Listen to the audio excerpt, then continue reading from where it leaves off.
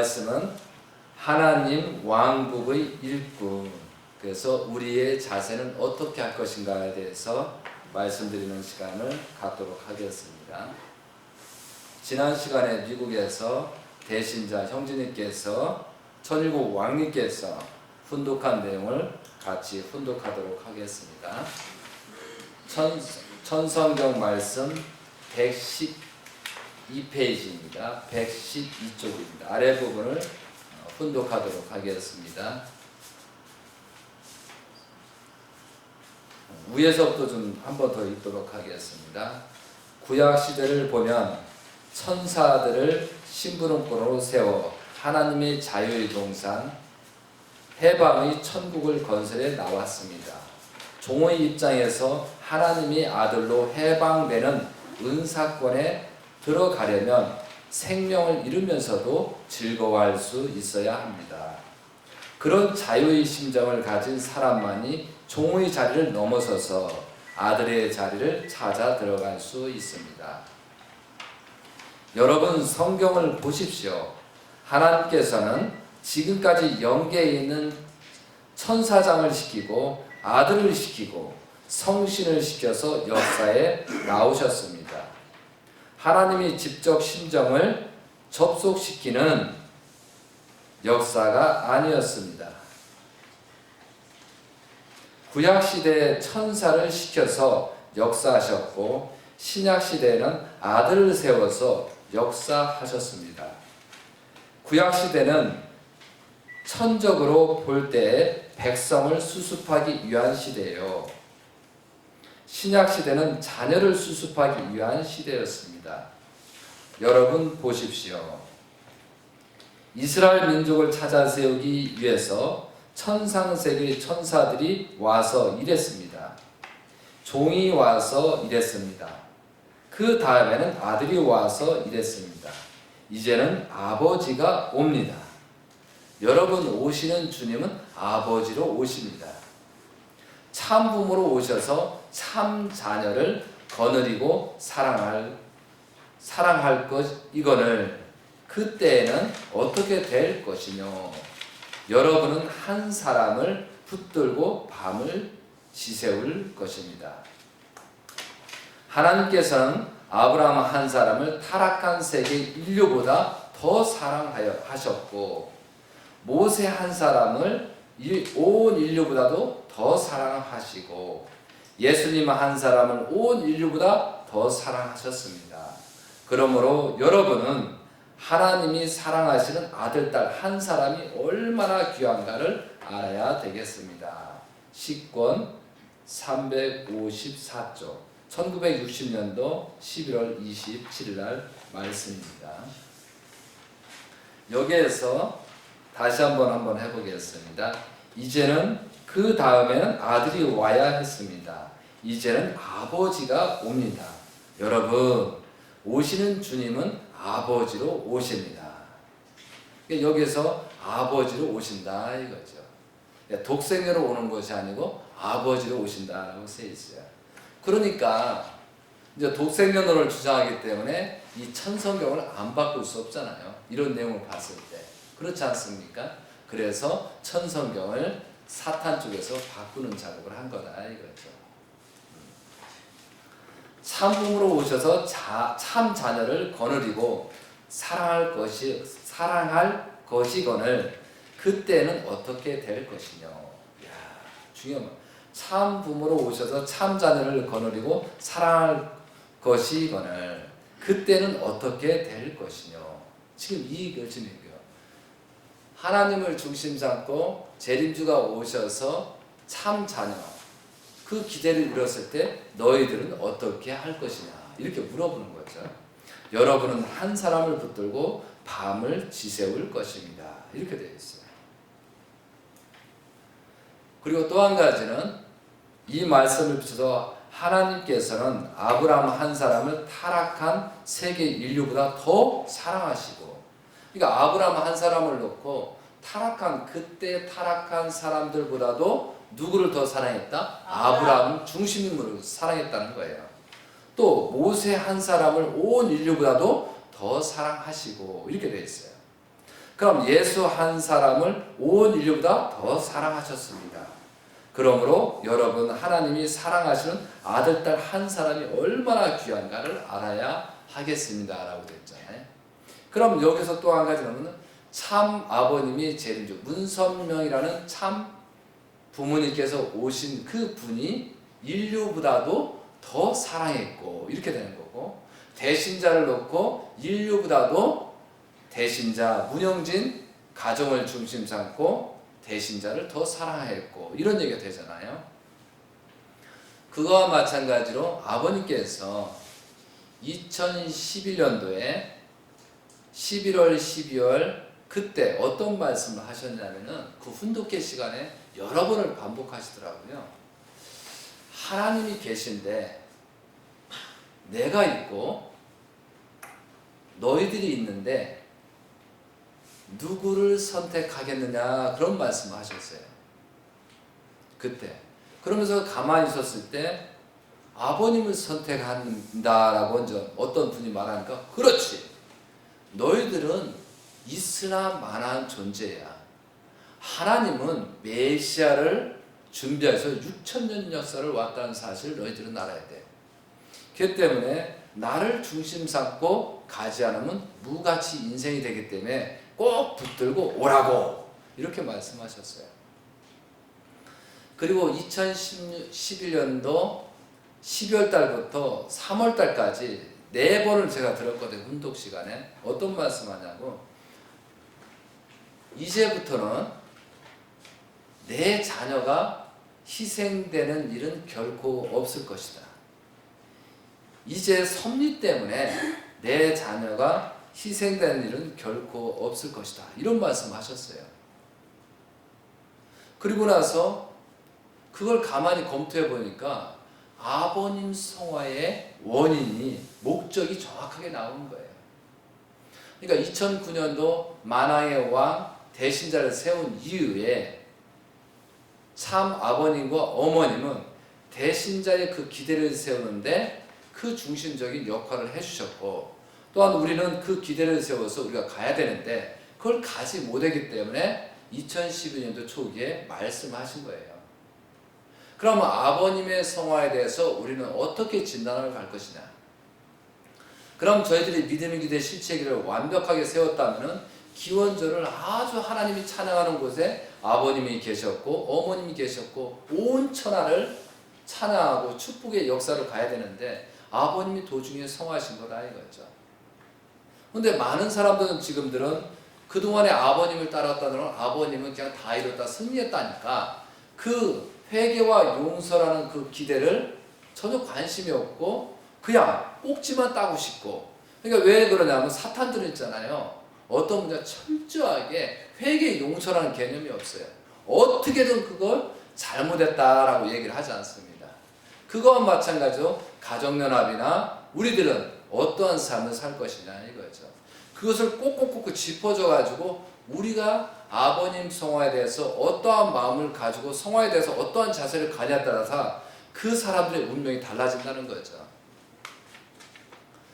그래서 아담부터 헤아부터 문제가 있잖아요. 아담아 너는 왜 산악과를 따먹고 내 말을 거역했느냐라고 했을 때 회개를 하면 되는데 예수 하나님 제가 잘못으로 말미암아 이런 범죄를 저질렀으니까 죄가 죄인다라고 하면은 거기서 또 복귀선미가 빨라지는 거예요. 그런데 해와가 따먹으라 해서 따먹었습니다. 그럼 해와도 마찬가지로 누구예요? 천사장이 시켜서 루시엘이 시켜서 따먹었습니다 라고 하니까 결국은 그 심판대가 루시엘한테 가더라 이거죠. 그러다 보니까 그 심판을 누가 받았어요? 루시엘이 받게 되는 거예요. 그러니까 루시엘보다 종의 입장이 떨어지는 거예요. 왜? 책임을 안 졌으니까. 그래서 종보다 종의 입장이 떨어지는 이유가 아담과 헤아를 얘기하는 겁니다. 그럼 우리를 봤을 때 아버님 성화에 대해서 모든 역사에 잘못된 것을 누가 잘못했냐라고 얘기하면 우리가 잘못입니다 라고 하면 종의 입장까지 떨어지지 않고 그 자리에서 복귀 섭리가 진행된다는 거죠. 아무리 아버님께서 구원을 해주고 성주를 마시고 모든 축복을 시키고 했더라도 내 스스로가 회개하고 용서를 빌지 않은 터에는 의미가 없다는 거예요. 의미가. 이해되시겠습니까? 받을 자가 내가 회개하고 용서하고 다시 시작하고 그런 마음이 없으면은 의미가 없다는 거예요. 아무리 탕감을 줘도 100번 20번 쳤더라도 내가 매를 맞아도 회개하지 않으면 의미가 없다는 거죠. 진실한 것은 회개하고 용서를 빈 터에 그 매를 맞고 탕감을 받고 하면 그것이 복으로 다시 전환된다는 거죠. 전환돼요. 그러니까 우리는 전부 다 회개와 용서를 왜 가져야 되는가를 알아야 된다는 거죠. 여기도 말씀이 있잖아요.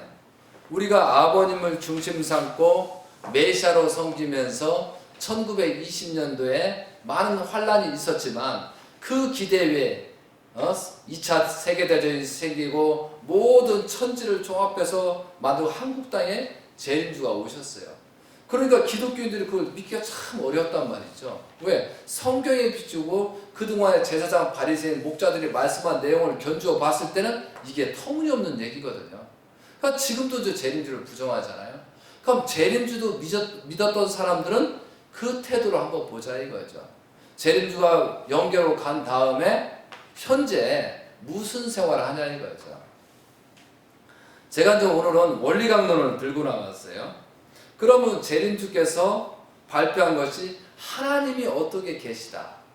그렇지 않습니까? 하나님이 어떻게 무형으로 계시고 실제로 어떻게 계시느냐.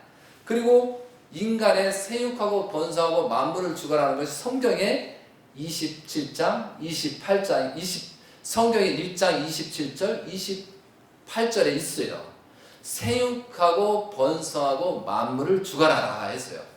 그러면은 생육하기 전에 하나님을 중심 삼고 마음과 몸이 하나 되고 또 그 기대에 회화를 찾아가지고 회화 또한도 마음과 몸이 하나서 개성완성, 생육이란 말이에요. 개성완성된 터에 번성이거든요. 번식이라 이거죠. 그 번식을 통하기로 했는데 아담과 헤아가 타락으로 말미암아 그 번식의 가인과 아벨을 번식이 잘못됐기 때문에 가인과 아벨을 살인하는 사건이 생기는 거거든요.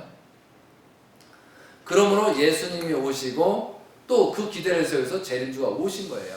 그러면 재림주를 믿던 사람들이 생육하고 번성, 아버님은 하나님의 채를 쓰고 하나님의 그 기대를 해서 완성된 그 기대에 신부를 찾아서 자녀를 낳았다라고 해서 그 대신자를 2009년도 만왕의 왕 해방권 대관식을 통해서 그 대신자를 이제부터는 하나님을 중심 삼고 섭리할 수 있는 이 대신자가 막내 아들이다. 문형지다 선포를 했거든요. 그러면 그 선포를 했는데 그 선포한 그 기대에 대신자를 중심 삼고 기대를 세우지 않는다고 하면은 그 사람들은 재림주를 믿지 않는 사람이에요. 참 어머니까지도 믿지 않는 사람이라니까요. 왜? 그렇게 종적인 기대를 세웠다 이거죠. 그러면은 아버님이 다 이뤘다는 게 뭐예요? 가정을 완성했다는 거잖아요. 그 기대를 승리하기 위해서 번성할 수 그 기대를 세운 다음에 우리한테 축복까지 줬다는 거거든요.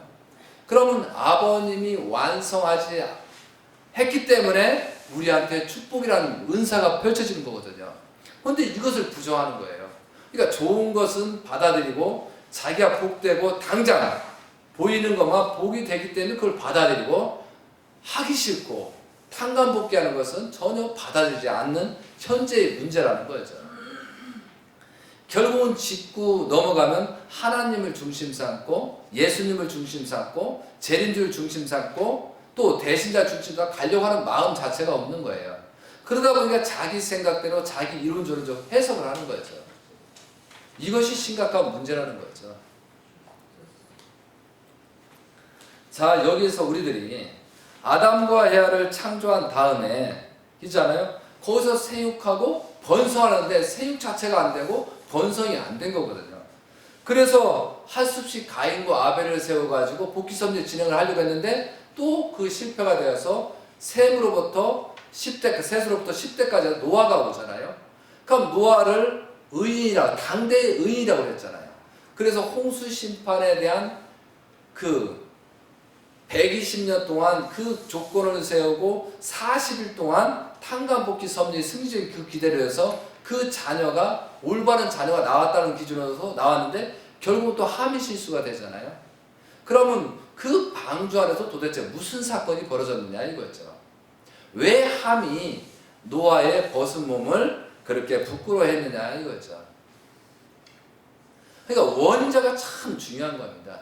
그런데 우리가 성경을 자세히 보면은 함이 그 부끄러운 모습을 보고 하체를 보고 부끄러워서 덮지 않고 바로 나와서 그 형하고 동생한테 야벳하고 셋한테 말을 해준 거예요. 셋한테. 그 셋한테 얘기를 해주고 나니까 그 형과 동생이 덮은 거예요. 덮은 사람은.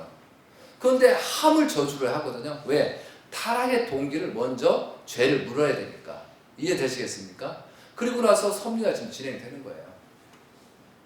그러니까 우리는 원인자, 책임자가 어떠한 방향으로 갔느냐에 따라서 그 사람이 가장 죄가 크다는 거죠. 그거와 마찬가지로 현실을 놓고 볼 때 가정연합과 통일교를 봤을 때 굉장히 큰 문제가 생기고 있다는 거죠. 신앙의 방향을 전부 다 숲으로 돌아가고 있는 거예요.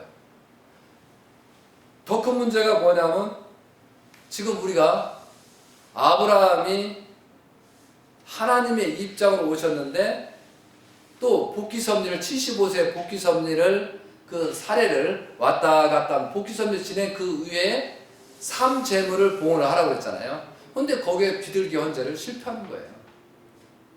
그러므로 이삭을 헌제까지 가는 거죠. 그 생명보다 큰 이삭을 헌제까지 진행이 됐다는 거죠. 그 기대에 의해 거기서 또 새롭게 출발하는 거예요. 그래서 에서와 야곱을 가인과 아벨 건 섭리를 진행하잖아요. 그러면 아벨이 찾아와서 축복을 받아요. 그리고 나서 그 12자녀가 나오는데 가인적인 그 기대는 유다가 받고 아벨적인 존재는 요셉이 축복을 받는다. 그리고 요셉이 총리시 된 다음에 7년 풍년, 7년 흉년 차에 40살 때, 그죠? 가나안에서 애굽으로 가는 사건이 섭리의 종결점이라 이거죠. 그리고 나서 거기에서 유다의 혈통은 왜 유다를 가인의 혈통으로 하냐면 그러면 굳이 성경에 유다라는 얘기를 할 필요가 없어요. 근데 유다를 통해서 엘과 오난과 누구죠? 셀라를 낳는데 거기에서 번식이 안 되잖아요. 그러니까 셀라를 하는데 셀라는 어리게 돼요. 그 때문에 엘과 오난이 죽음으로 말미암아 그 수아라는 유다의 부인이 죽게 됩니다. 그리고 나서 그 다말이 유다를 통해서 자녀를 번식하잖아요. 그게 베레스였어요. 복중에서 바뀌어버리잖아요. 바뀌면서 베레스하고 세라라는 혈통이 이어가는 거예요. 그건 뭐냐면 유다가 가인의 혈통을 쭉 가는 거예요. 이렇게. 이해됐어요? 그럼 성경에서 그 내용이 아니라고 하면은 그 기록이 될 필요가 없다는 거죠. 그리고 또 한 가지는 요셉의 혈통이 그 흉년이 되기 직전에 에브라함과 므낫세를 합니다. 그러면 에브라함이 차자고 므낫세가 장자예요. 그 장자를 요셉 또한도 축복이 진행되었더니 나중에 애굽으로 야곱이 간 다음에 축복을 해주나요. 이렇게 손을 엇갈려 가지고 에브라함을 상속자로 세우면서 축복을 세우거든요. 그러면은 야곱도 찾아야 했고 요셉도 찾아야 됐고 에브라임도 찾아야 했어요. 또 유다의 혈통이 베레스 찾아야 했어요. 3대를 찾아야 섭리를 했어요. 그렇기 때문에 아버님이 야곱 노정이고 형제님이 요셉 노정이고 에브라임 노정이 신주님 노정이 되는 거예요. 그러니까 아버님 자신도 차자의 입장에서 메시아 야곱 노정을 승리 기다렸고 또한 대신자 형제님도 찾아 막내 아들로서 문 형제이란 막내 아들로 찾아라 해서 그렇게 상속을 해주거든요. 그리고 신주님 3대 왕권을 설정했어요. 왜? 원리강론을 본 그대로 진행을 했어요. 그런데 뭐 장자가 어떻네 어떤 자녀가 유대하네 유시아의 곽그룹은 현진이 뭐하네 말짱 도둑놈 같은 얘기예요. 도둑놈 같은 얘기. 말이 되는 소리를 해야지. 그러면 그 근거를 찾아야 되는데 그 근거가 없어요. 근거가 없어요. 이해되시겠습니까? 지금도 곽그룹을 중심 잡고 어떻게든 해보려고 하지만 절대 지금 과도기는 뭐 될까 말까 하고 있지만 결론은 어떻게 된다? 심판받게 되는 거예요. 심판받게. 그것이 요한계시에 전부 다 기록이 돼 있어요. 그리고 또 한 가지는 그렇게 섭리가 된다고 요한계시록에 그렇게 정리가 돼 있어요. 7인을 떼실 때 7천사가 나팔을 부니 7대접을 쏟아낼 때 6째 단계. 왜 창조성이 6단계 인간을 창조한 것처럼 6째 인을 떼실 때 6째 천사가 나팔을 부니 8째 천사가 대접을 쏟아낼 때 그때 재림주가 등극을 하는 거예요. 그때 이후에서는 전부 다 막내 문영진을 중심 삼고 섭리를 하겠다고 써 있어요. 곽그룹이 얘기하는 현진님에 대해서 나온다 그러면 성경에 요한계에 나타나야 되는데 한 글자도 나타나지 않아요. 여기서 가정연합과 그 모든 잘못된 길은 망한다고, 진노의 포도주를 먹으면 망한다고 써있지 그 사람이 어떻게 성과를 낸다는 것이 아무것도 없다니까. 아무것도 없어. 그러면 성경을 통해서 어떤 근거를 댈 줄 알아야죠. 지금 여러분도 잘 생각해 보세요. 왜 지금 갑자기 그동안에 저 대신자 형제님을 많은 영상을 본 사람 좀 이해가 되겠지만 갑자기 이제 총기를 소유해야 된다, 총기를 자유해야 된다, 뭐 한다 그렇게 하다가 그냥 궁정 총기를 중심 삼고 가고 있는 형제님께서 총기를 딱 들고 권총 딱 들고 막 그 사진이 진짜 난리 났어요. 지금 그거 사진 보셨죠? 유튜브에 다 떠 있어. 막 총기하고 막 그 가족들이 전부 다 막 그냥 자녀들과 전부 다 총기 들고 사진 찍고 해서 멋있게 포즈해가지고 그렇게 있어요. 그걸 본 현재 지금 그동안의 통일교를 그래도 형제님을 미워하고 원수시했던 그런 사람들이 봐라 이거지. 형제님 완전히 미쳤어. 어떻게 종교의 중심에 총을 들고 막 하고 막 선전하고 막 그렇게 하냐고 지금 난리 났어요. 현재 지금 진짜 난리 났다니까요. 아버님께서 법례고를 시작을 해서 1950년도 시작을 해서 법례골의 원리 말씀을 시작하고 나서 얼마 후에 선반을 사서 통일 중공업을 만든다 하시고 나서 그리고 식구들한테 총기를 팔기 시작했어요. 그 공기총, 산탄총을 팔기 시작했다니까. 그때 엄청나게 비난이 많았습니다. 그 총을 팔면서도 엄청난 비난. 도대체 내가 신앙생활을 하러 왔는데 왜 총을 팔으라고 했을까? 그래가지고 그때 떨어진 사람이 엄청나게 많았다는 거예요. 근데 어떻게 보면 지금에 보면 총기 자유화를 그때부터 아버님 활동을 했던 것 같아요. 그때 아무도 총을 소유할 수 없는데 산탄총을 하면서 총기 수요 자유화를 부르신 것이 아버님이시다 이거지. 그 유업을 받도록 한다는데 뭐가 문제냐 이거지. 안 그렇습니까? 그때 총을 팔면서 여러분들 총 파는 사람 있겠지만 굉장히 어려움이 많았다요. 그거 팔면서 욕을 먹기도 하고 많이 웃어 터졌다는 거예요. 어떻게 재림주한 사람이 총 팔러 왔냐고 해가지고 총을 사기 전에 많이 두드러 맞은 사람도 많다는 거예요. 그래서 총만 팔고 도망왔다는 사람도 많아요. 거기에서 재림주라고 얘기할 수가 없었다는 거예요. 왜? 총 팔면서 재림주가 이 사업을 하는다 그렇게 얘기할 수 있는 사람이 아무도 없었다는 거죠. 이해되시겠습니까? 자, 여기서 무엇을 말하고자 하냐면은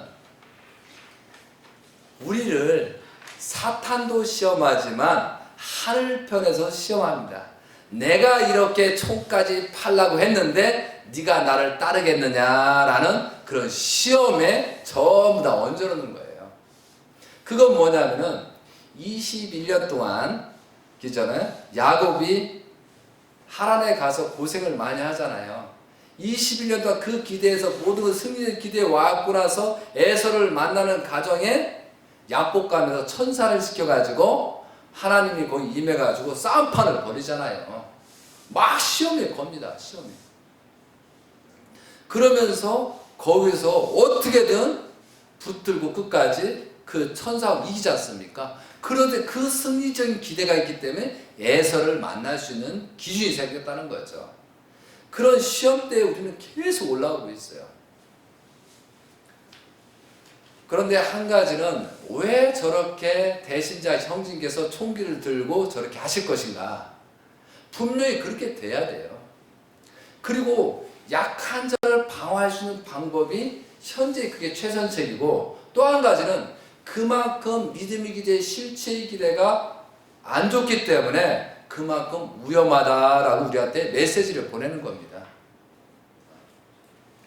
어제도 누군가한테 전화를 왔어요. 큰일 났다 이거죠. 뭐 각 그룹에서 뭐 현지님은 그렇게 하지 않는데 형제님은 총 들고 막 하고 뭐 쏘는 연습도 하고 막 이상한 거 하니까 이전까지 그래도 가정연합에서 그래도 기대를 세울까 했는데, 아이고 총기까지 들고 난다면 2판 4판이다 해가지고 지금 현지님으로 가려고 하는 사람이 많이 줄을 서고 있다 걱정을 해서 난 전화했어요.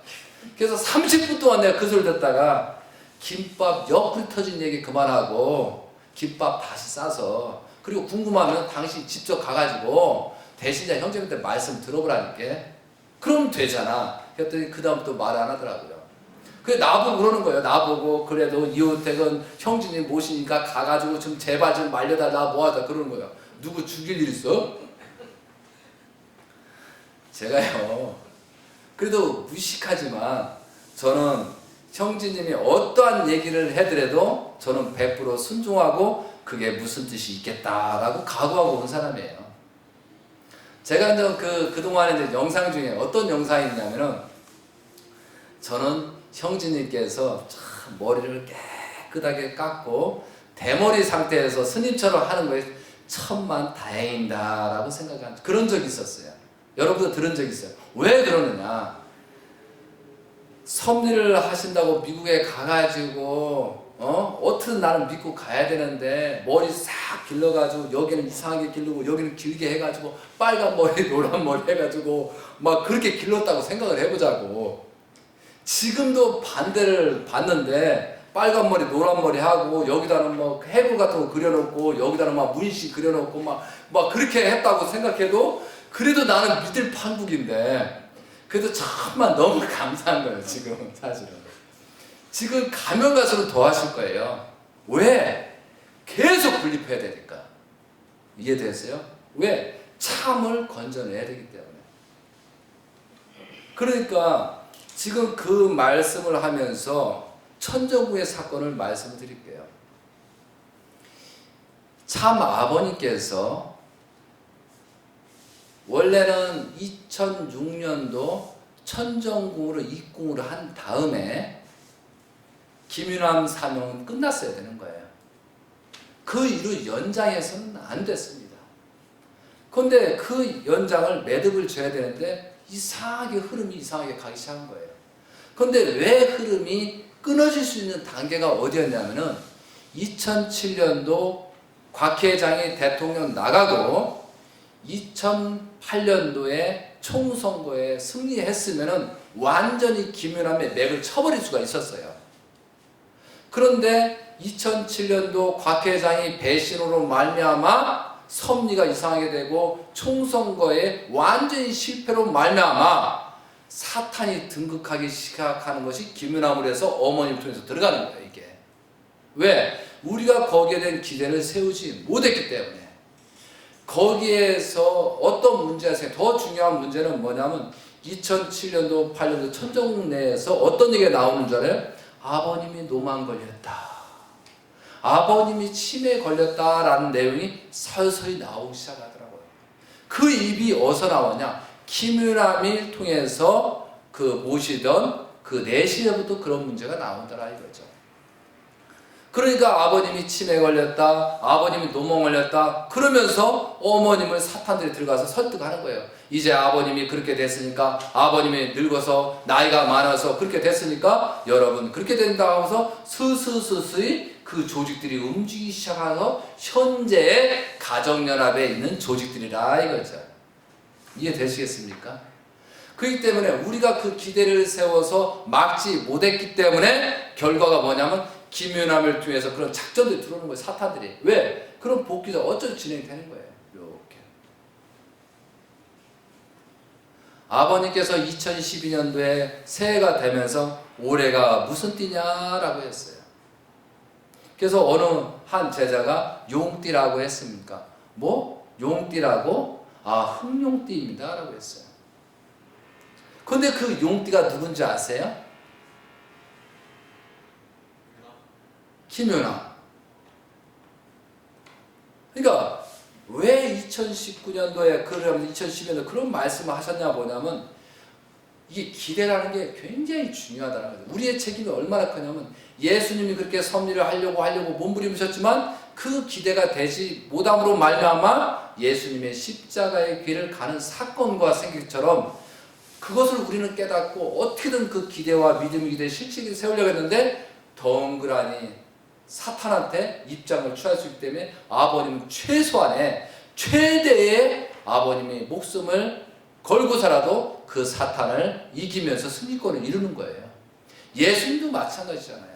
예수님도 사탄의 모든 천지가 날아가는 그 순간에 예수님의 십자가를 감으로 말미암아 복귀 섭리를 연장해서 할 수 있는 그 승리적인 기대를 세우는 거거든요. 그래서 예수님이 위대한 거예요. 그런데 2007년도 8년부터 본격적으로 사탄을 통해서 아버님이 노만 걸렸다, 치매 걸렸다 소문이 나기 시작하는 거예요. 그러니까 그런 상태에서는 아버님이 오히려 아버님께서 노만 안 걸릴처럼 치매가 없으니까 그렇게 차라리 행동했으면 라는 게 있었는데 실제 아버님은 그 말이 나오자마자 노만 걸린 행동, 치매 걸린 행동을 일부러 하시더라니까. 일부러 하셨어요. 일부러.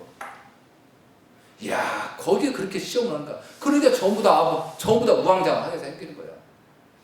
그러고 나서 나중에 그 시기가 지나니까 내가 정말로 노망이 걸렸느냐, 정말로 내가 문제가 있느냐라고 질투하기 시작합니다. 이것이 2008년도예요. 그리고 나서 2008년도에 4월 9일 총성에서 4월 10일 날 발표한 다음에 그 기대회에 4월 18일 대신자들 모든 위임을 해주는 거예요. 그리고 나서 그걸 다 청산제, 김연아부터 전부 다 이 잘못된 거 다 청산지는 그 과정에 있었어요. 그런데 그 과정에서 우리가 믿음의 기대 실체기를 하니까 모든 탕감 조건을 세워야 되기 때문에 다시 헬기 사고를 통해서 모든 것을 용서하고 다시 재출발 섭리를 하는 거예요. 이것이 헬기 사고입니다. 그렇기 때문에 이 곽그룹이든 저 김연아 그룹이든 가정연합은 이 헬기 사고도 말할 수가 없어요. 말하지 않아요. 그 말하는 그 순간부터 자기들이 약점이 잡히니까 헬기 사고, 그 다음 2019년도 만화의 해방권, 해방권 대관식.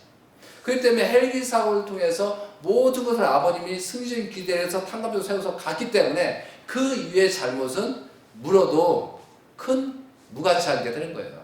그럼 특히 참 자녀라든가 어머님에 대해서 그 과정들을 묻는다 그러면은 그 사람들은 조심해서 해야 될 사안이다 이거죠. 왜? 헬기 사고를 통해서 모든 구원사업이 실체적인 구원사업을 했기 때문에 그 이유는 따지지 않는 게 좋다 이거죠. 지금 왜 대신자 형제님께서 그렇게 하는 거냐 또 하나 짚어드릴게요. 2009년도부터 출발을 해서 2010년도에 천복궁에 들어왔지 않습니까? 천복궁에 들어와가지고 대신자 형제님께서 섭리를 하시는데 갑자기 영성 치유해야 된다, 억만세 찬양해야 된다, 갑자기 또 등을 달고 부처님처럼 부처 석가모니 그런 것처럼 전부 다 그렇게 하는 걸 보면서 아이고 도대체 형제님이 아버님 전통은 안 가고 왜 저렇게 하는 거야? 왜 또 성령 치유하고 아버지 하고 그러면서 굉장히 불평불만이 많았어요. 그런데 그걸 보시면서 아버님은 한 말씀도 하지 않았어요. 그러면은 거기에 12지파가 있어요. 12지파가 4명의 영계에서 4대 성이 있고 4명의 훈사, 4명의 목회자, 4명, 이게 12지파거든요. 그 12지파가 어떻게든 형제님의 무슨 뜻이 있겠다라고 그 기대를 절대적으로 세웠어야 되거든요.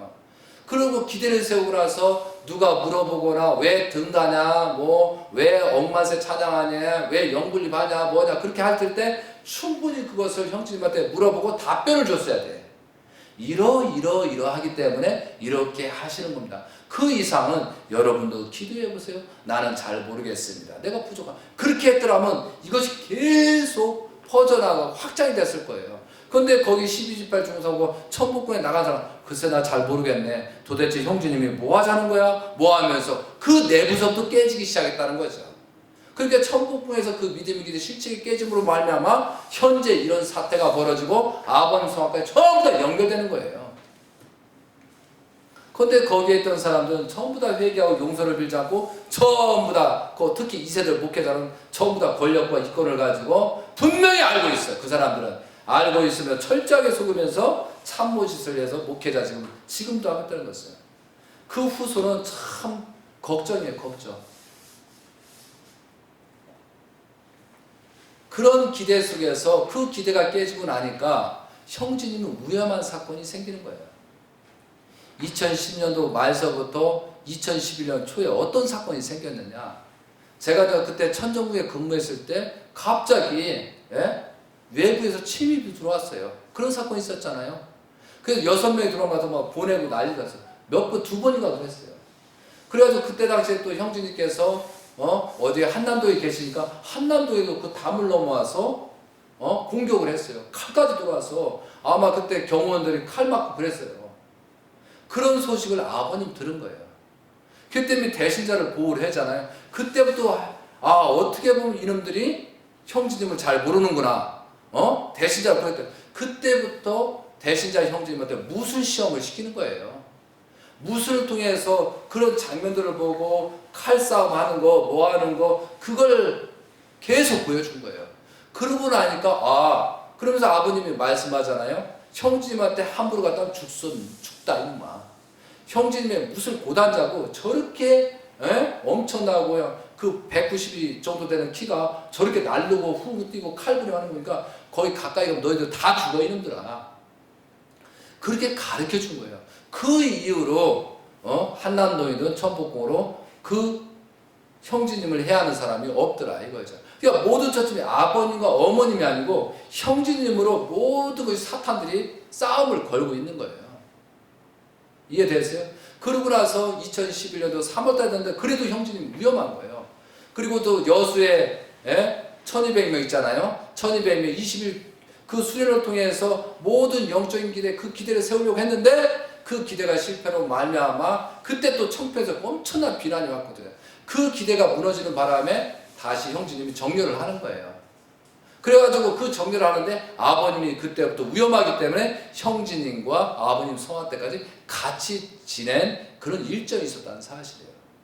그러면 지금 이 순간에 2017년도 9월 23일에는 하늘의 이적이 보이니 달과 별 여자에게서 잉태하는 날이 되거든요. 그러면 사탄들의 최고 집결되는 현상이 생긴다 이거죠.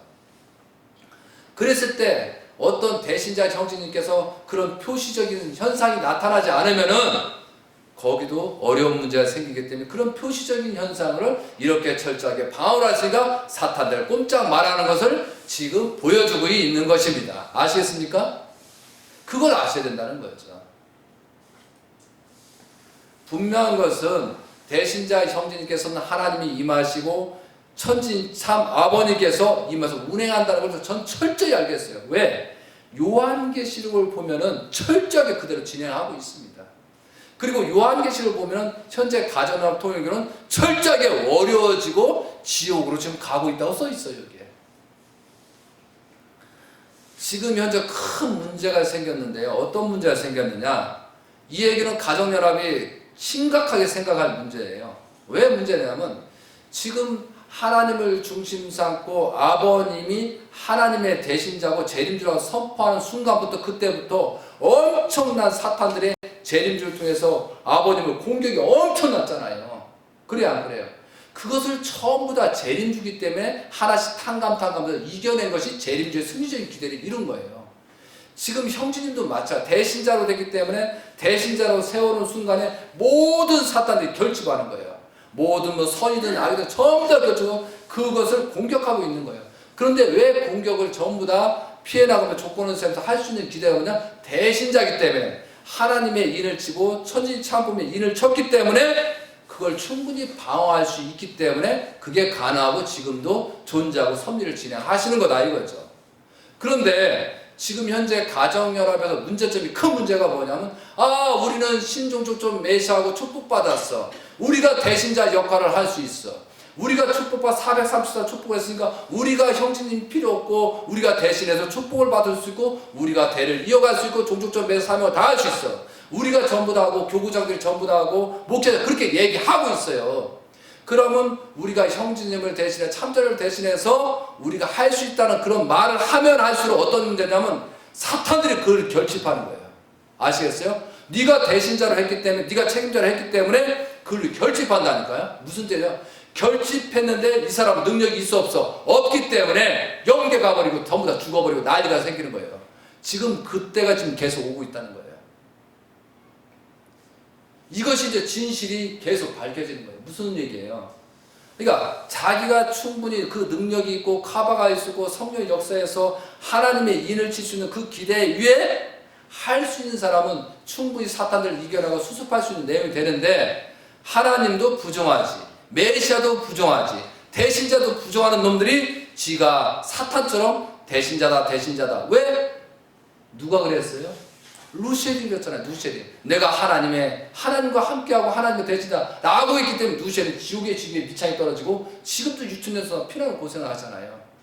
그러니까 지금 현재 가정연합에 있는 사람들 중요한 문제는 말도 안 되는 대신자다 뭐 내가 대신 삶했다 뭐 참전자 필요 없다 우리가 이제 특히 2세들 우리는 동등한 집에 태어났으니까 우리가 원죄 없으니까 이런 행동하는 놈들 있잖아요. 이것들 전부 다 잘못하면 영계에서 전부 다 호출하고 만다는 거예요. 왜? 다른 것은 그래도 용서가 가능한데 섭리적인 것 중심을 흔드는 자는 살아남을 수가 없어요.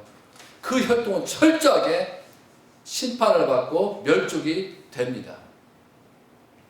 그래서 왜냐하면 2017년도 9월 23일 이후에 어떤 판도가 벌어진가를 분명히 뼈저리게 느끼게 된다는 거예요.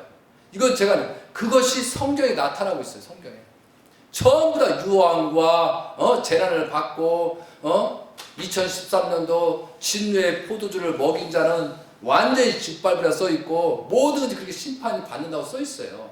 그래서 저는 과감하게 말씀을 하는 거다 이거죠.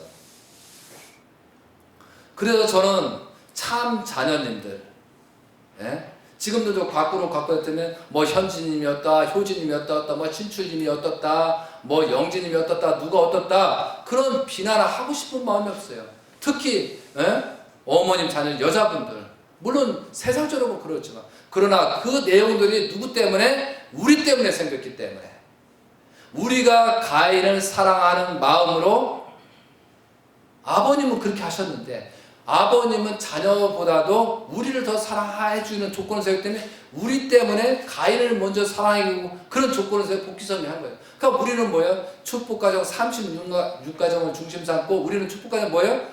그 참 자녀를 보호하는 그런 사랑했다는 그런 조건이 없기 때문에 이런 큰 사태가 벌어졌는 사실이에요. 어머니도 다 마찬가지예요.